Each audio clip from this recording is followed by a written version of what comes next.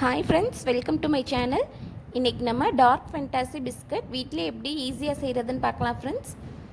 அதுக்கு ஒரு பவுலில் ஹாட் வாட்டர் எடுத்திருக்கேன். அதில் சாக்லேட்டை மெல்ட் பண்ணி எடுத்துக்குவோம். நான் டார்க் சாக்லேட்டும் மில்க் சாக்லேட்டும் 50-50 கிராம் எடுத்து மொத்தம் 100 கிராம் எடுத்திருக்கேன் ஃப்ரெண்ட்ஸ். பாருங்கள், நல்லா மெல்ட் ஆயிருச்சு. இந்தளவுக்கு மெல்ட் ஆனதுக்கப்புறம் இதை வெளியில் எடுத்து ஃப்ரிட்ஜில் ஒரு 10 நிமிஷம் செட் பண்ணி எடுத்துடலாம். இது செட் ஆகட்டும். பிஸ்கெட்க்குரிய டோ ரெடி பண்ணிக்கலாம் ஃப்ரெண்ட்ஸ். அதுக்கு 100 கிராம் பட்டர் எடுத்திருக்கேன். பட்டர் ரூம் டெம்பரேச்சரில் இருக்கணும் ஃப்ரெண்ட்ஸ். அதை நல்லா மேஷ் பண்ணி ஃபோர்க் இல்லைன்னா விஸ்க் வச்சு நல்லா பீட் பண்ணிக்குவோம். நம்ம பட்டர் க்ரீம் செய்கிற மெத்தட் தான் ஃப்ரெண்ட்ஸ். இப்படி தான் பட்டர் க்ரீமும் செய்யணும். இந்த மாதிரி பட்டரை நல்லா பீட் பண்ணிக்கிட்டே இருந்தோம்னா இந்த மாதிரி நம்மளுக்கு நல்ல ஒயிட் கலரில் வந்துடும். இப்போ நம்ம சுகர் சேர்க்கலாம்.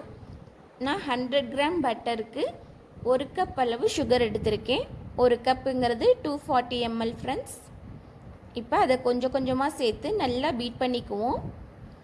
இதே மாதிரி பீட் பண்ணோம்னா நம்மளுக்கு பட்டர் ஃப்ரோஸ்டிங் ரெடி ஆயிரும் ஃப்ரெண்ட்ஸ். பாருங்கள், இதில் கொஞ்சமாக சால்ட்டும் வெனிலா எசன்ஸும் சேர்த்துருக்கேன்.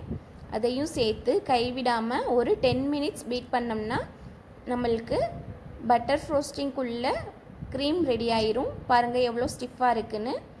இது க்ரீம் செய்கிறதுக்குள்ள டிப் ஃப்ரெண்ட்ஸ். இதில் இப்போ நம்ம 1 கப் அளவு மைதா மாவு சேர்த்துருவோம்.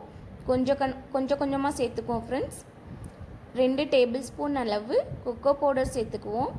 அதையும் சேர்த்து நல்லா மிக்ஸ் பண்ணிக்கிடுவோம். எல்லா மாவையும் கொஞ்சம் கொஞ்சமாக சேர்த்து நல்லா மிக்ஸ் பண்ணி சப்பாத்தி மாவு பதத்துக்கு பிசைஞ்சு எடுத்துக்குவோம் ஃப்ரெண்ட்ஸ். கடைகளில் வாங்குறதுல பட்டர் சேர்க்க மாட்டாங்க ஃப்ரெண்ட்ஸ். டால்டா தான் சேர்ப்பாங்க. அது உடம்புக்கு கெடுதி.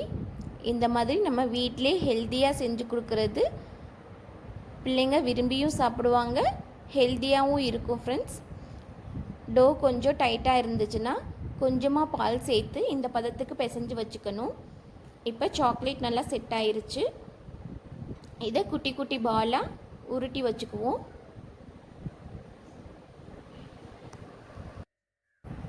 டார்க் சாக்லேட் இல்லைன்னா அதுக்கு பதிலாக நீங்கள் டைரி மில்கை கூட இந்த மாதிரி மெல்ட் பண்ணி ஃப்ரிட்ஜில் கொஞ்சம் நேரம் செட் பண்ணி வச்சிங்கன்னா இந்த மாதிரி வந்துடும் ஃப்ரெண்ட்ஸ்.